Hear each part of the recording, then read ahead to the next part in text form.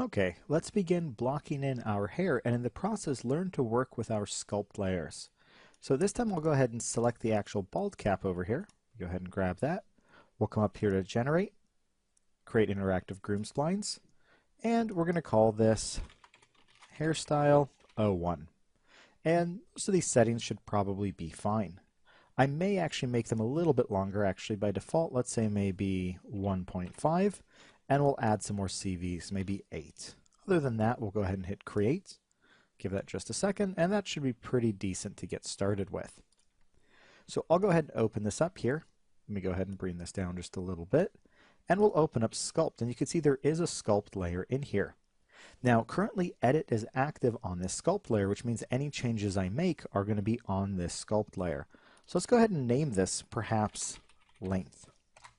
And what I'll do is go ahead and grab my length brush. So let's go ahead and come up here to generate.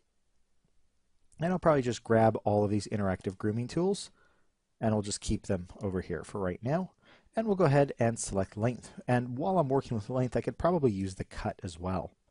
So this is active here. In fact, let's probably use the cut first. I'll go ahead and select the cut there. And let's go ahead and make a couple of quick changes to it here. I'll just reset the tool.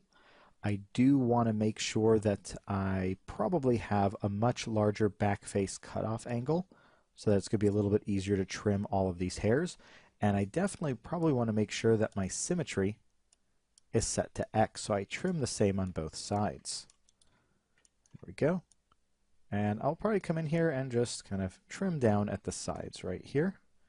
There we go. Maybe we'll also come in and trim a bit at the back right over there. Bit right over there. Something like that. Just to bring those in a little bit shorter.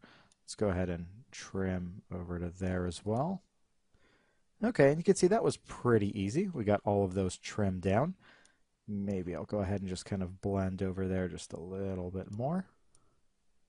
And we'll have a better idea how this is going to work once we actually go ahead and comb the hair.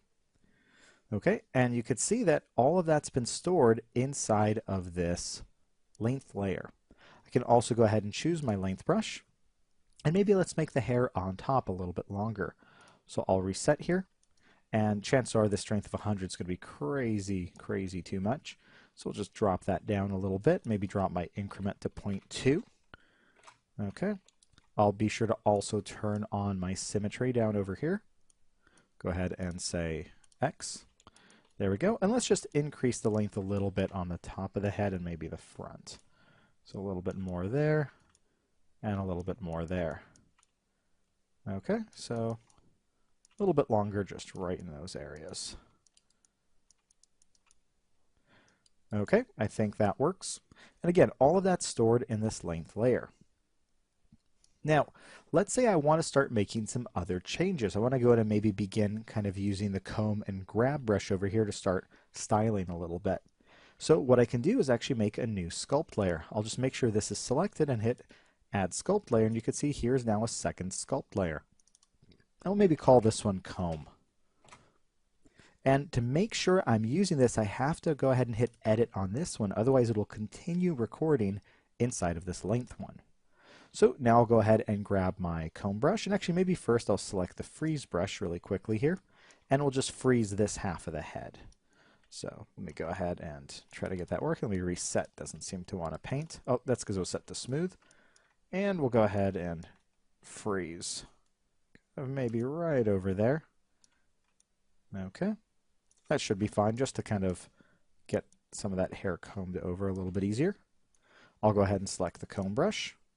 There we go. I probably do not need symmetry on this one, so I'll go ahead and turn that off.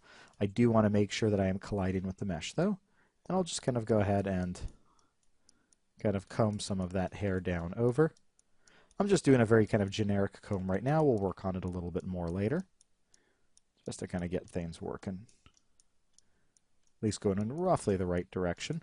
Now this also is going to be compatible with your Wacom tablet or any other graphic tablet you might have. I'm just using a mouse right now, but it'll probably be even easier with that. I'll go ahead and grab my grab brush here and just kind of adjust a little bit right there. Okay, So I'll go ahead now and jump back over to my freeze brush, and we'll go ahead and invert so I can work on these now, and we'll go ahead and comb that hair down. Go ahead and just bring that down and over. Bring all this hair down here. Okay. Now remember that the only mesh it's actually colliding with is this bald cap up here, so you'll have to be careful down over here. But so far it looks like we're doing just fine. I'll go ahead and use my grab brush and just make some quick adjustments there. Okay, we'll go ahead and maybe increase the brush size a little bit there. We go. I'll go back to my freeze brush and we'll go ahead and say unfreeze all. And now I can go ahead and go back to the comb brush again, maybe bring my strength down a bit and just kind of blend back over here a little bit. There we go. All right, so you can see now the comb has been stored in this layer here. So you can see we have these as two separate layers. So let's say we want to add yet another layer in here. I'm going to go ahead and add another sculpt layer, and let's go ahead and call this one noise. So I'll go ahead and create noise, and let's go ahead and make use of our noise brush. Now we'll have to make sure that I do activate edit over here. We'll go ahead and maybe shrink this brush down a little bit. And maybe before I actually add the noise, let me thin out and increase the amount of hairs really quickly. I'll go ahead and grab my hairstyle over here, go to the attribute editor.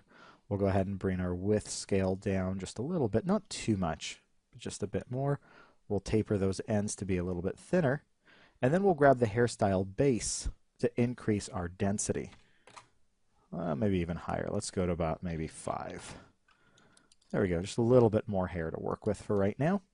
So I'll come over here to noise, and let's go ahead and start adding a little bit in there. So just to add a little bit of randomness, and I'm actually going to probably go a little bit heavier with this than I normally would. So just to make it really noisy. There we go. So you might think, well, that's definitely too much, but the cool part about using these layers is now I can actually drag and choose maybe just a small percentage of this layer. So I can have this noise here that maybe just adds a teeny bit of random frizz to the hair. We'll say we'll use about 0.1 of it there. And I could always add a second sculpt layer here, and we're going to call this maybe large noise. And this will be a larger scale noise. I'll go ahead and hit edit there, make sure so it's active. Go to the tool settings of my noise brush here. Definitely turn on collide with mesh, and I'll probably turn the frequency down on this one. Turn the correlation up and the magnitude up a bit, and this will kind of just shift the positions of the hairs a little bit. So that way they overlap each other a little bit. Obviously we need to do some combing fixes back there. But you can see it's two very different kinds of noises. And now I can actually mix and match. So you can see the way that one shifts the hairs, or this one adds detail to the hair. So again, these sculpt layers are extremely powerful. Now, not everything can be stored in a layer. For example, density, the amount of hairs, or the width isn't supported by layers. So if you go ahead and adjust the width or, again, the density, it's just going to adjust it overall. It won't record it down into these layers. But anyway, you can see very, very powerful, very easy to use. And that's our quick look at working with our sculpt layers.